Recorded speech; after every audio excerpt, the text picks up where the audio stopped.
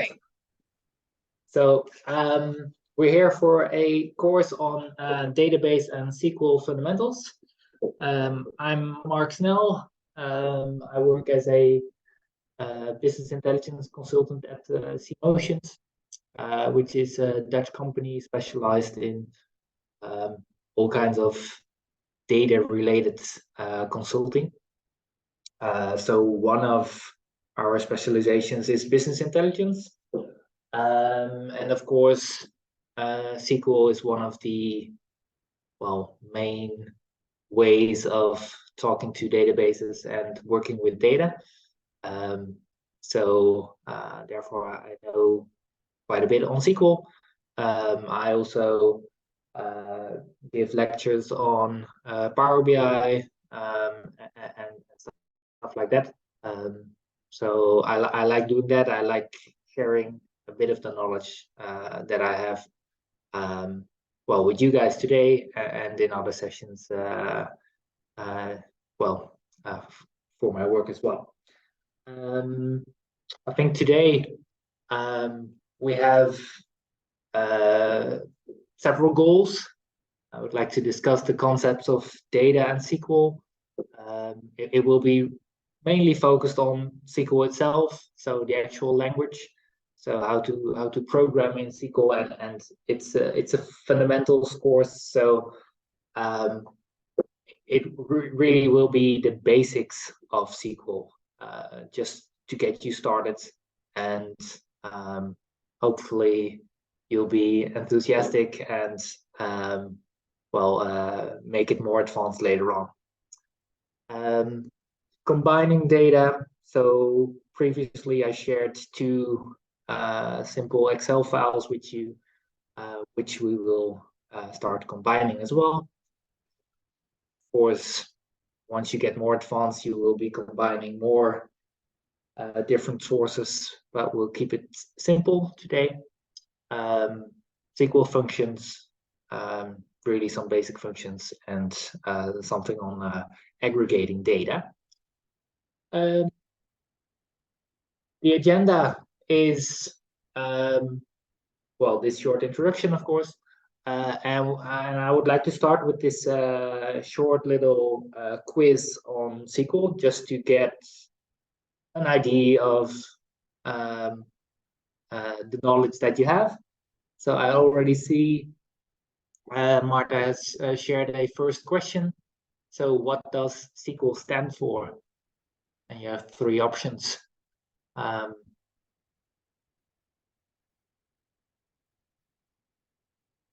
I think everyone should be able to give a specific answer in this to this question, or should they just put that in the chat?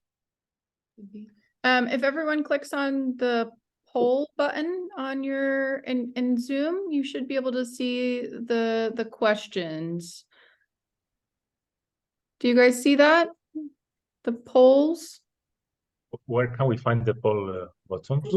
It's on the bottom bar. So you see where you see the chat box and the Q&A. You should also see poll. Oh, I see someone found it. We have one person who answered already. Maybe if you click on more at the bottom. 2 people. 3. Okay, well. Yep, so it looks like people are finding it. Okay, great.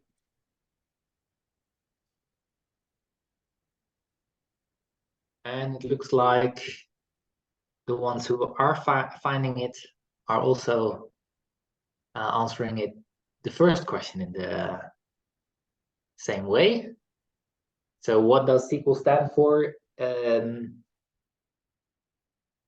Strong question language, structured question language, or structured query language.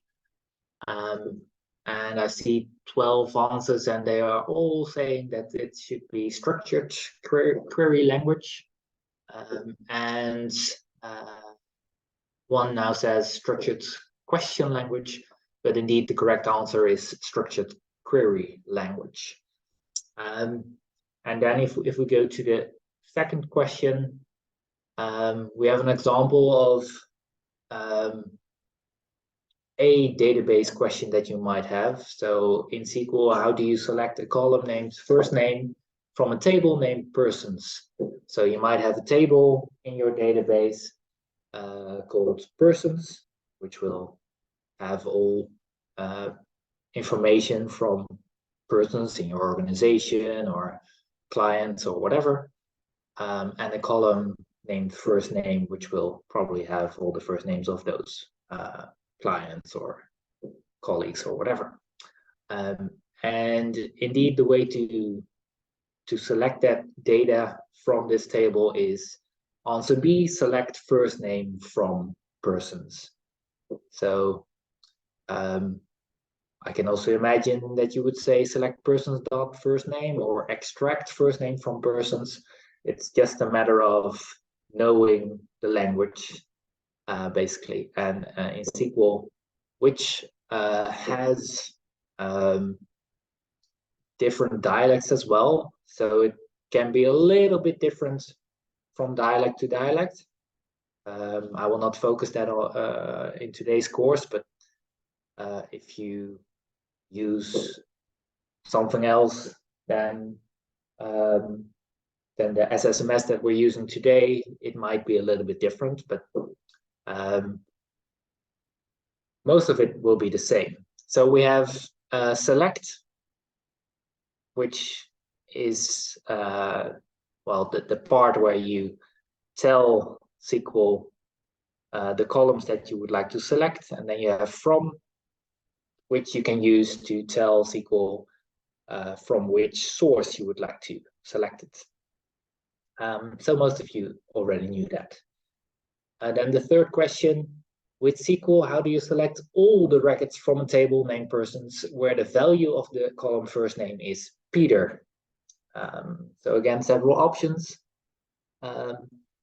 Let's see, select star is the way to tell SQL to select everything, all the columns from a specific table. So it's not select all, it's select star. And it should be where first name is Peter, and not where first name is different from Peter. So indeed, the answer is C. Fourth question, and I see a little bit more different answers here. With SQL, how do you select all the records from a table named persons where the value of the column first name starts with an A? And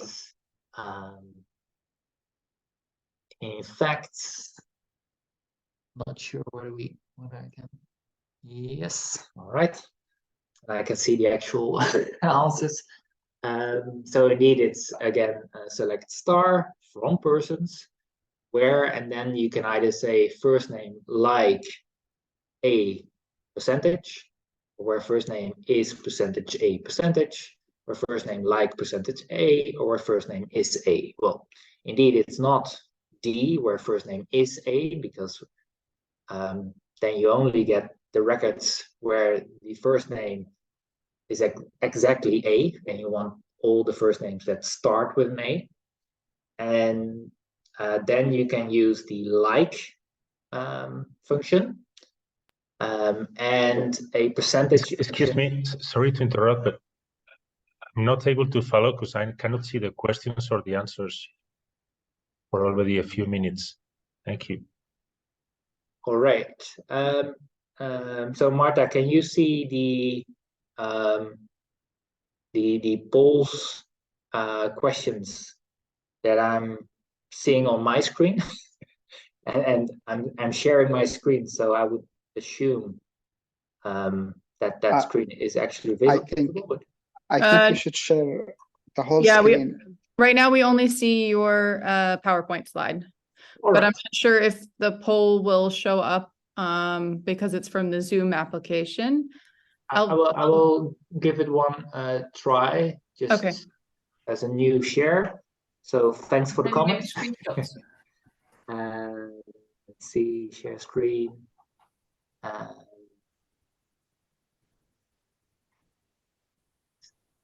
And just so everyone knows, don't worry, we'll share the questions and answers at the end, so you'll be able to follow up on them.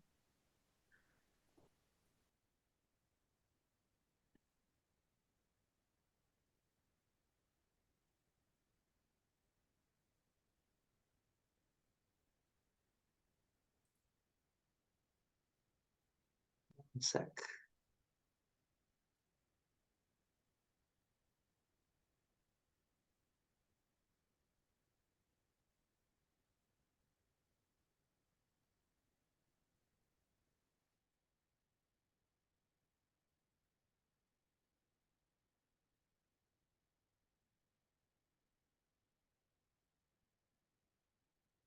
So are you now able to see the question 4, Marta? No, we can't see it because I think it's something inside of the app. So I think it's a matter of maybe updating Zoom, because I believe the people that can answer can also see everything and everybody else's answers. So I believe it's something about, yeah, unfortunately. But we will share. I can share screenshots of the questions and answers while you speak. Yeah. Let's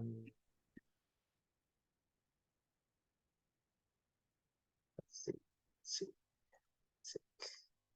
I will just share my PowerPoint then.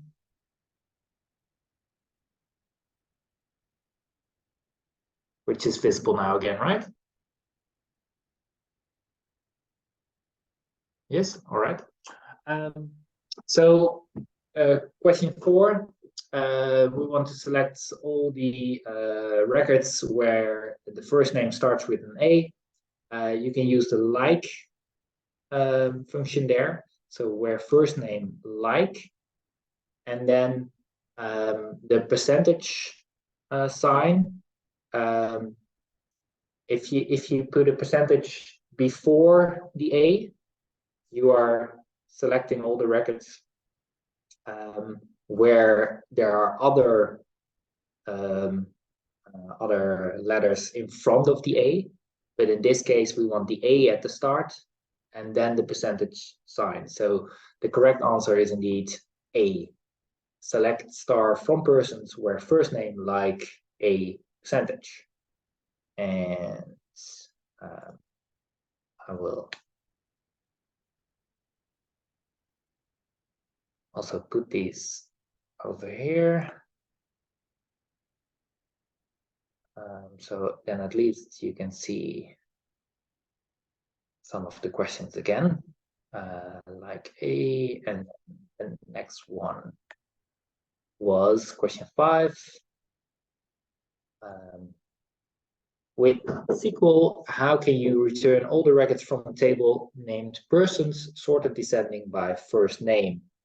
And I can see in the poll that 34% of you chose B, and 48, it's still changing, chose option C. So with SQL, how can you return all the records from a table named persons sorted descending by first name? So again, it's select star from persons, and then in this SQL, to sort something by is actually the order by function. So it's C, order by first name, and then indeed descending. If you would skip the descending, it would automatically do it ascending instead of descending. So C is the correct answer. So again, most of you, or the majority, chose C. And then the next one, what's the most common type of join? And I see a lot of joins table, and I see a lot of inner join. And the correct answer is inner join. I will later on in the course tell you a bit more about joins and about the different types of joins. The inner join is the one that's used the most. Next question, with SQL, how can you return the number of records in the person table? That's also the last question. See the majority of you has chosen answer A, select count star from persons, which indeed is correct. So with a count star, it gives you a count of all the records in that specific table. So, all right, already quite some knowledge I see, so that's good.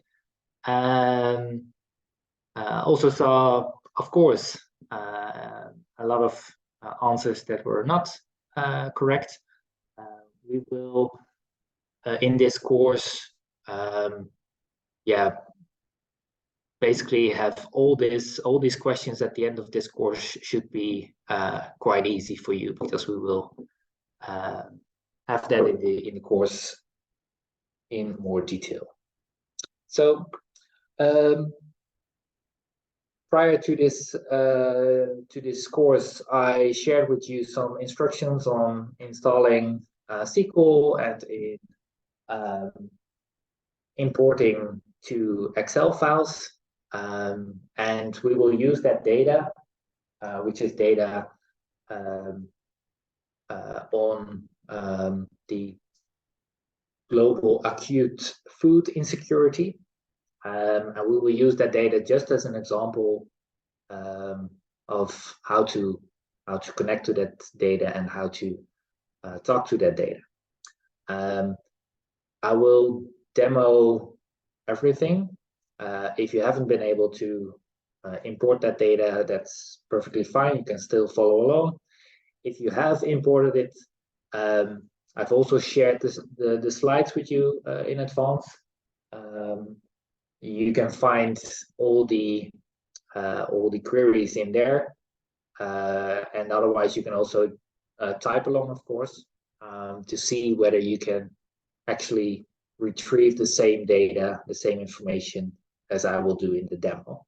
And in that way, you're already, playing with the data and playing with the SQL language. So either way, you can follow along.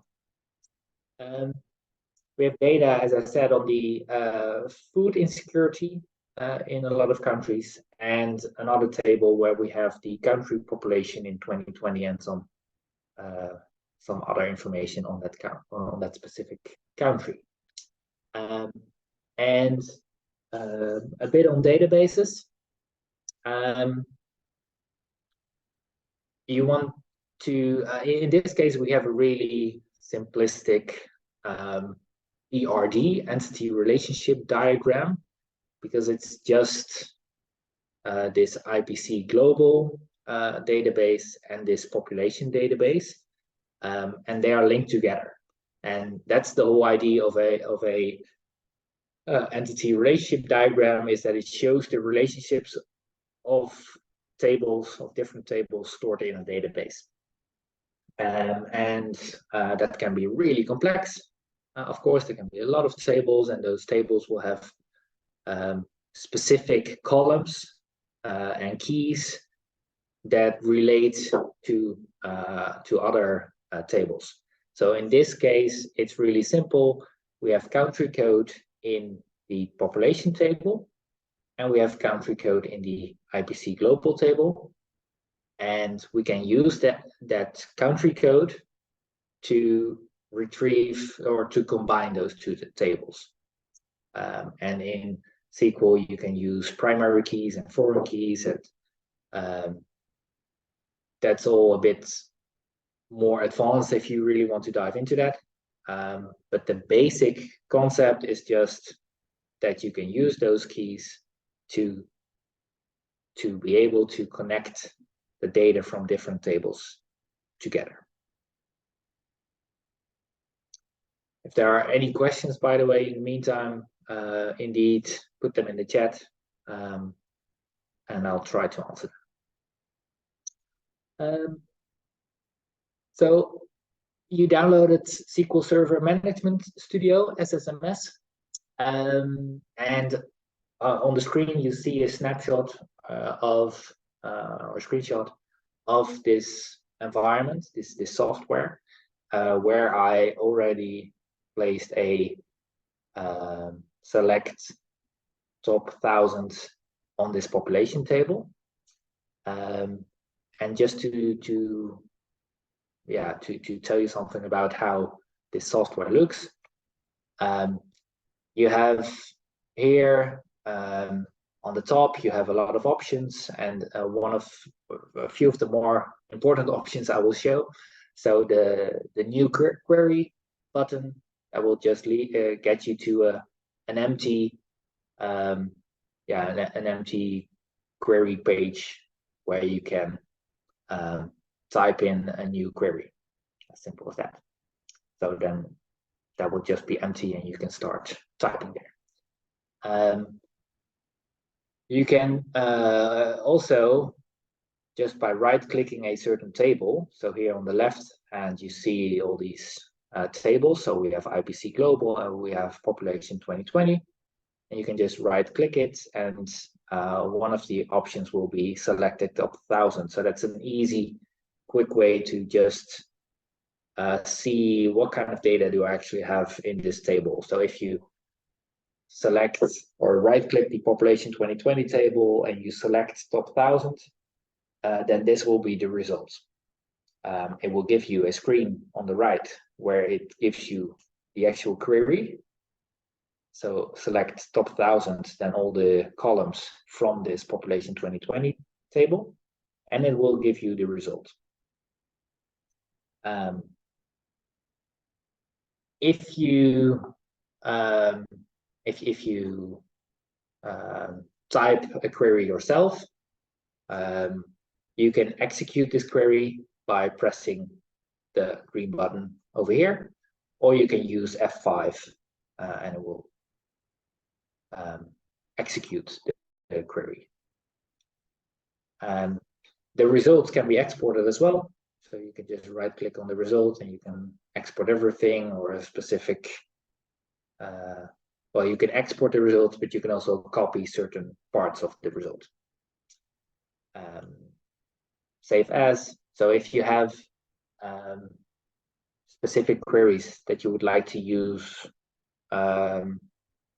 more often, you can actually save the total query, which will not save the result, but it will save the query itself.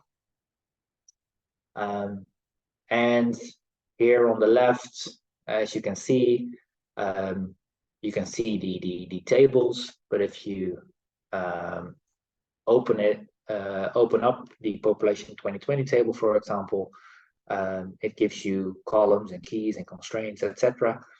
And you can also open up the columns and it will give you in this case, 5 columns that are in this table with their type of variable, etc.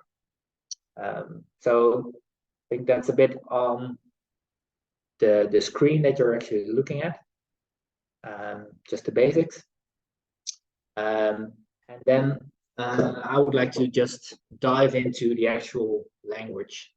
So we will, during this course, we will build it and add stuff step by step. So we will end up with still a basic SQL query, but which entails all the different elements. But we can just start with a simple select from where. And just one tip, teach yourself to comment your queries. So if you type in a query, it will all make sense at the time, but then a week later or a month later, or for a colleague that needs to use your script, it will be really hard to understand if you don't put in words what you're actually trying to do. You can use this /* and then your comment //. So you put the comment between the /*// and it will not, SQL will know that he doesn't need to look at that specific comment. And it doesn't matter what you put in between there. It will not impact your query itself. You can also use two, I don't know the word for this, but you can use this as well, just in front of your comment, and that will work as well. For comments, I would recommend using this /*/, because everything that you put in between there will be commented out of the query, and just these dashes only comment out one specific line. So then you need to line or comment out every specific line, individual line. So with that being said, let's dive into the basic query. So select from where. The select, with that statement, you can select all the expressions that will be shown in your output. So we already saw that in the quiz. I think you already know. From tells SQL the source, and where determines the conditions for which records to be shown in the result of the query.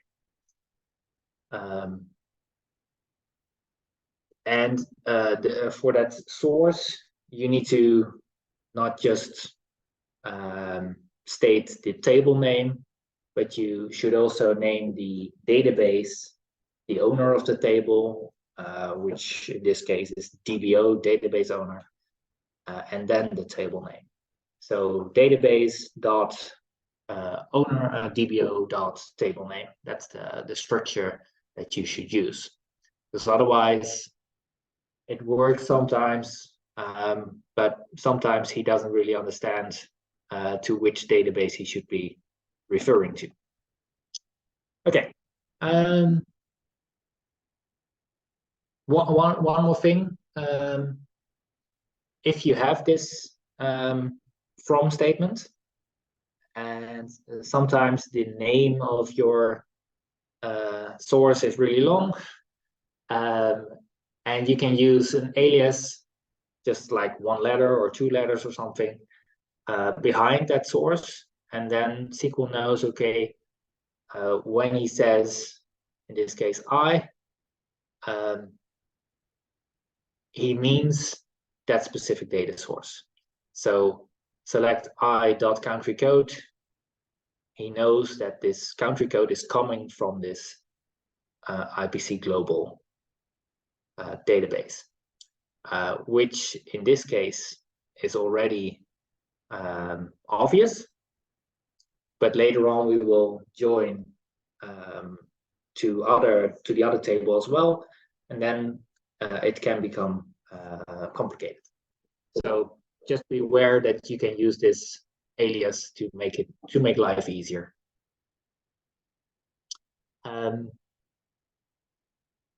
Okay, we will get into this in the examples.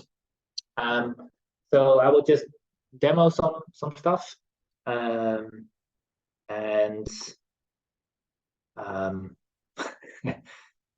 since he didn't show the query, or he didn't show the poll, I'm hoping he will show the SQL that I'm now sharing with you, that I now have on the screen. Yeah, great. Okay, so I've already put down these queries to make my life easier, and I will just show you some stuff. So I have this canvas basically. I've commented for myself that these are queries for the ABW training, and it's on the demo select. So I know for myself, SQL doesn't do anything with this, but for me, it's convenient to know this comment. And then here we have several statements. If I would just now press execute, he will, as you can see, run all the queries that are in here, which is fine, and sometimes that's helpful. But if you just want a part of the query to run, you can select it and then press execute or F5 or whatever you want. And then it just shows you the result of that specific query. So I now selected everything, all records, and also all the columns from this IPC global database. And since I have no where statement, there are no conditions to meet, so it will just give me all the records, which in this case are 470 rows, as you can see on the lower right here.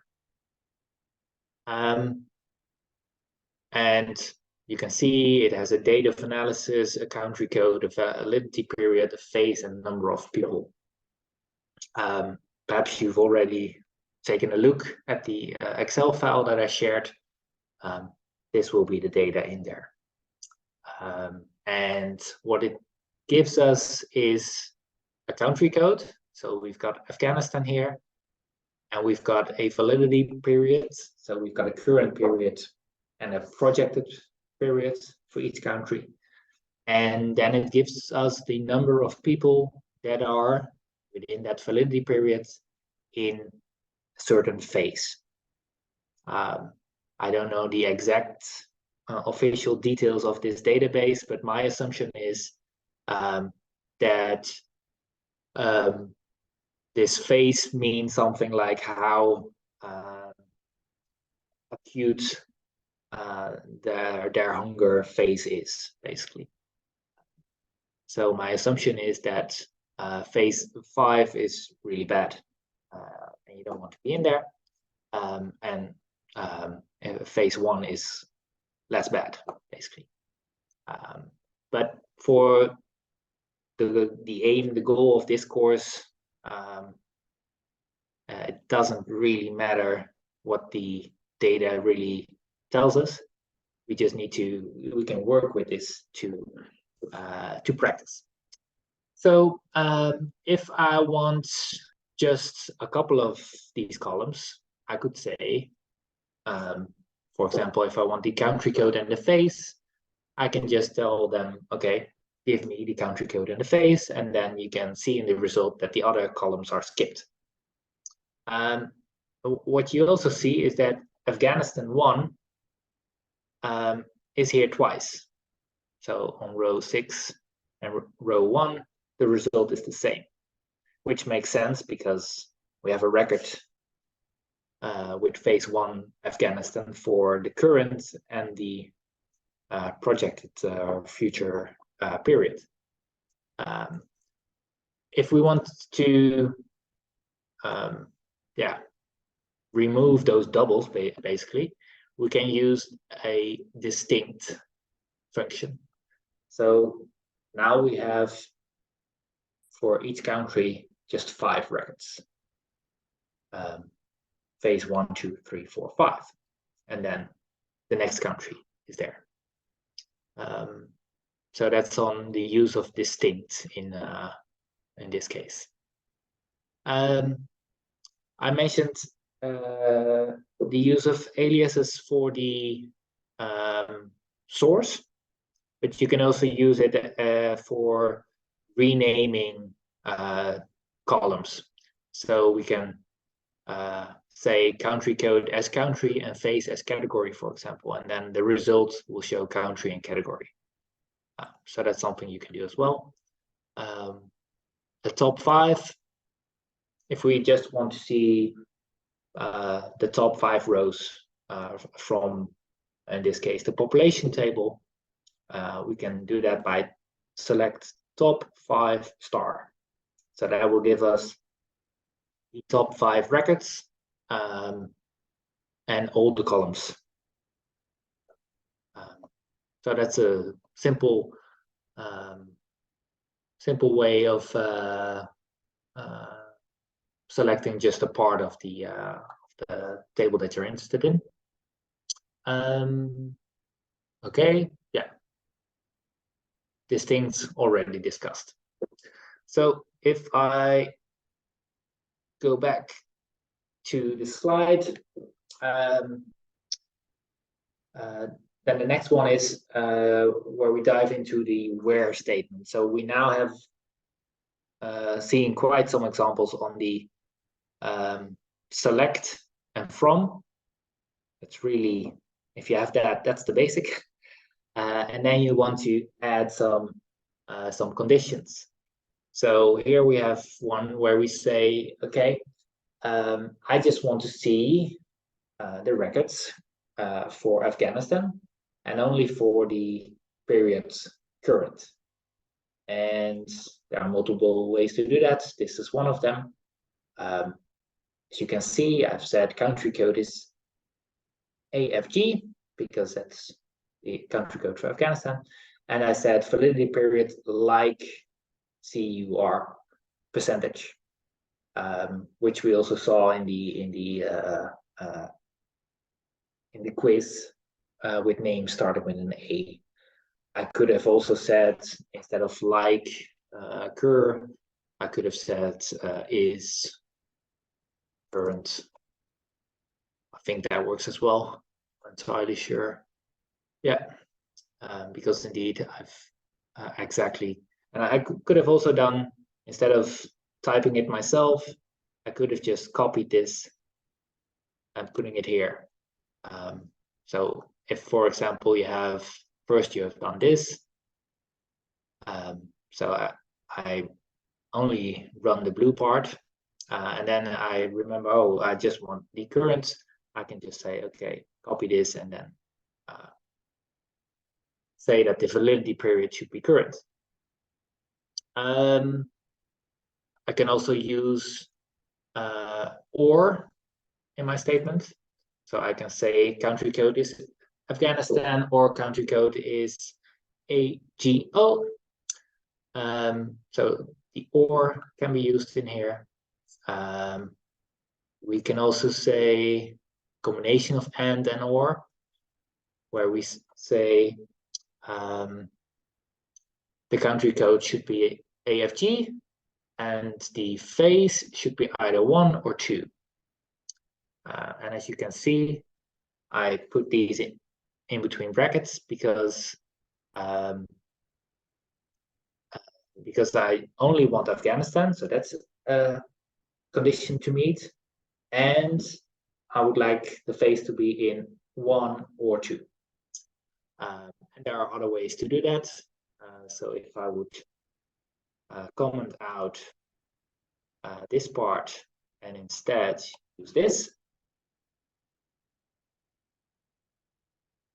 it will be the same result, just by using different words. So it's a language. That's the way I think you should look at it. It's a language, and you can say the same thing with different words. So in this case, instead of using phases 1 or phases 2, you could also say phase in 1, 2, which is the way to use in.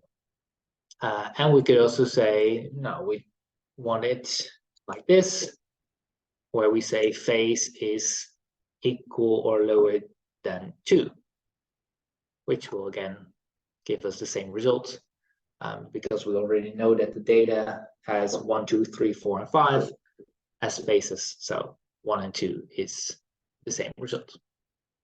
So those are some of the things you can use in the where statement. Go back to screen. So we have covered select, from, where, and now we're gonna build on top of that. We can have a look at case when and order by, select into, to see what we can do with that. So the case when statement is basically, you might already know the if then else statement from other languages. That's basically the same, but then in SQL it's called a case when statement. So it goes through conditions and returns a value when the first condition is met. So it stops once a condition is true. So that means that the order of those conditions is important as well, because if a record is true for 2 conditions, it will only give a result for the condition that is that is chosen first. So example, we can use it here with a select distinct validity period, and then for the phases, say you want to have less phases, and you want them to be called green, orange, and red. You could say, okay, if the phase is 1 or 2, we want it to be called green. If it's 3 or 4, we want it to be called orange. And if it's 5, we want it to be called red. And as you can see, phase equal to or lower than 2, then green. And then after that one, we say phase lower than or equal to 4, then orange. If we would turn it around, then 1 and 2 would become orange as well, because 1 and 2 are also lower than 4. So this condition is met as well. But because this condition is put first, is placed first, it will only show up in here. So if we actually show that over here in SQL, then we get, so the validity period, current or projected, and we get 3 categories: green, orange, and red. And I can dive straight into the order by in this demo with the same example, but then I want it to be ordered by the phase category and in an ascending way. And as you can see now, I haven't run this yet. So the previous one leads to this result, where we have 3 current records and then 3 projected records. And if we order it by phase cat, it will become green, green, orange, orange, red, red. So the validity period will be current, projected, current, projected, current, projected. So the results, of course, it still shows these 6 records. It just changes the order in which these records are shown. And then something on the select into, because we've already handled the select, but sometimes you want to create basically a new table with a query, and you can do that simply by a select into. So in this case, for example, I want to have a specific separate table for the records that have AFG as country code. So I want a Afghanistan table for whatever reason. I could say select star into, and then I give it a new table name, because it will be a new table. And well, to me, it makes sense to say IPC_global_AFG. And it selects those records from the IPC global table where the condition is met that country code is Afghanistan. So if I execute that, then you can see that it doesn't give you any records here. It just tells you that 10 rows have been affected and that it is completed with at a certain time.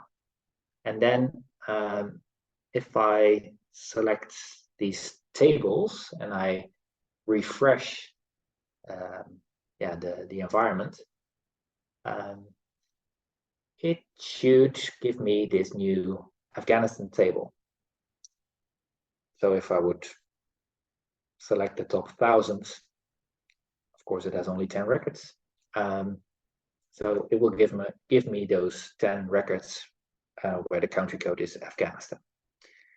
If I would now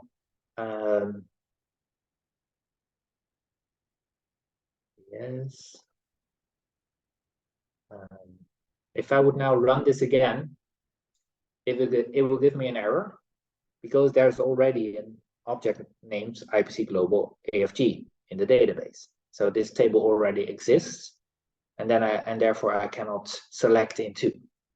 What I can do is add this row at the top, and then it will first drop the table if it exists, and then it will recreate it basically. So if I do it like this, it will be okay again.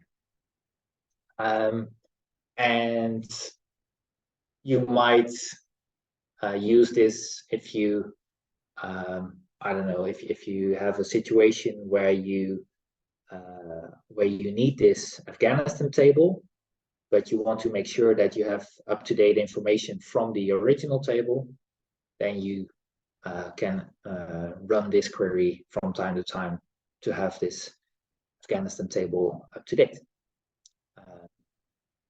I will now just delete it altogether because I don't actually need it. And that you can just simply do by right-clicking, and then you have all these options, and one of these options is delete, and press OK, and it's gone. And sometimes it takes longer, but okay. So we have this case when.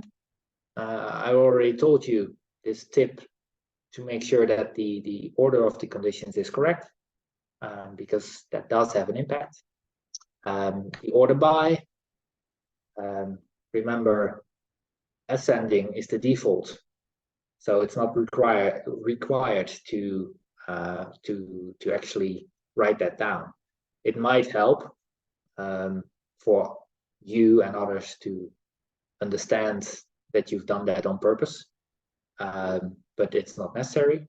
And if you want it descending, then you should put DESC behind the order by. Yeah.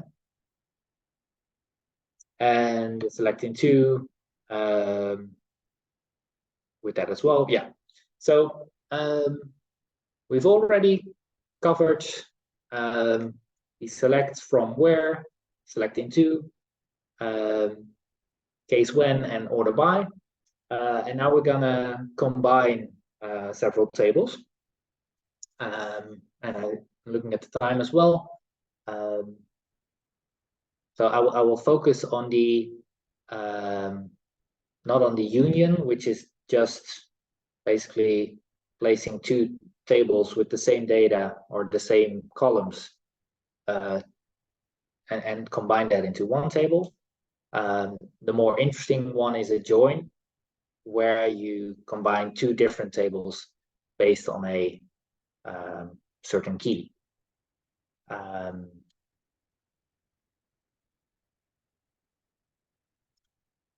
There's a lot of, I've shared these slides, there's a lot of information on these joins from a theoretical point of view. So we've got inner joins where you only select the records that are both in table A and in table B. So in our example, only the countries that are both in the population table and in the acute hunger table. There's a left outer join. Then you select all the country or all the records from table A, independent of whether they are in table B. And if they are not in table B, the result will be null from those columns.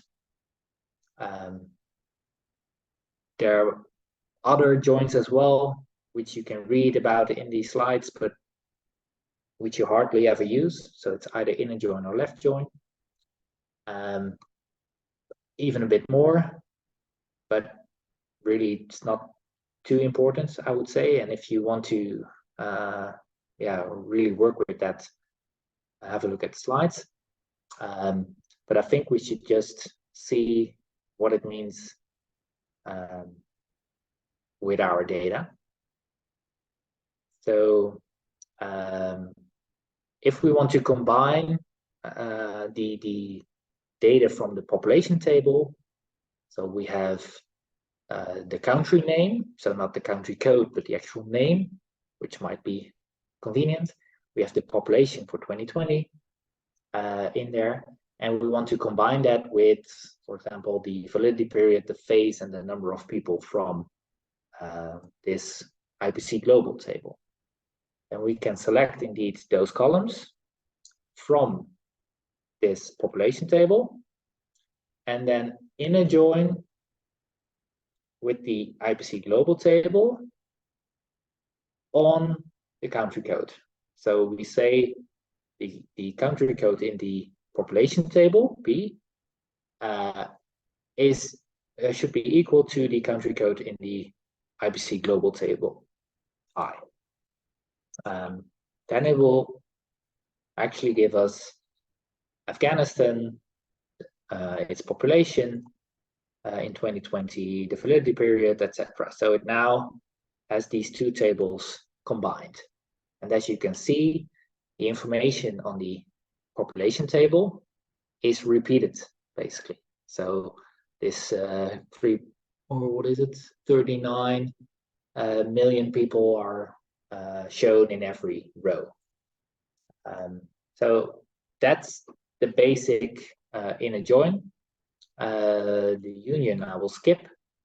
And head back to this one. So one country has more than one validity period and more than one phase, and therefore the result will show countries and their population multiple times, which we saw, right? So we saw 10 records for Afghanistan. And something else is that countries without data in IPC Global are not shown in the result. So in fact, we have a lot more countries, of course, and we see that the countries that are being shown, so for example, if we would select a top 1,000 on the population, we would have United States and all countries in here, basically, so 235 rows. But in the join, only those countries are shown that are in the IPC Global, which doesn't contain all countries. And that's because we're using an inner join. All right. And if we would have used a left join, then we would also see countries that are not in the IPC Global. So if I would, instead of an inner join, use the left join. Yes. Then that would be a record for Aruba, and all these countries would have records as well. But as you can see, the data from the IPC Global table would be null, because we simply do not have that data. All right. I'm looking at the time as well. We've covered most of these basics. This is another tip just stating that write your code in a decent way for yourself to understand it later on, and for others to understand it, because this on the top is the same as this down here, but the second one is just a lot more clear. Union, you can have a look at it. I hardly ever use it, so I would skip it until you need it. The group by, I will skip for now. This can be interesting. It's already a bit more advanced. Have a look at the slides, but I want to quickly summarize what we have already covered, and that really already is quite a lot on the basic query in SQL. So we have this select where we choose our columns. Sometimes we can do that into if we want to create a new table. From table 1 and table 2 with an inner join or a left join. Make sure that you write down on which key column it should be joined. We've covered the conditions, so the where part, and we've covered the order by. And then you already have a lot of information on how to talk to databases in with SQL. There's also here are some tips. There's also one exercise at the end of the slides. As I said, I shared these slides with you already. I would recommend having a look at the group by part first, which is not that complicated and I think quite well explained on the slides, and then trying to do this exercise for yourself based on the data that you've already imported, and see if you can come up with the correct solution. If you can do that, all these elements of the basic query are in here, so you've covered basically everything. The solution is in the slides as well, so you can check for yourself to see whether you've come up with the correct solution. And of course, it's a language, so perhaps you've used other words that can still lead to the correct result.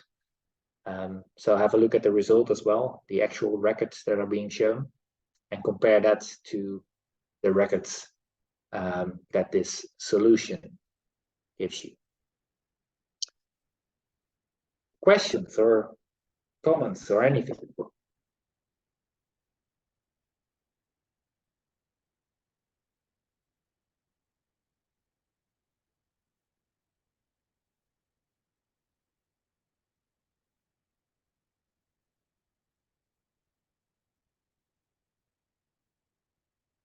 I also see that there have been some questions in the chat as well. I also see that some of them are already answered by Marta or so. All right. Thanks, Marc, so much for your time. I think we are the session is time is up, so we'll end it here. But if there are any other additional questions, we can share those in Slack. If everyone can please remember to fill in the survey, and would like to say a big thank you to Marc for joining the session. We really appreciate it. Have a great day, everyone. Thank you. Bye-bye.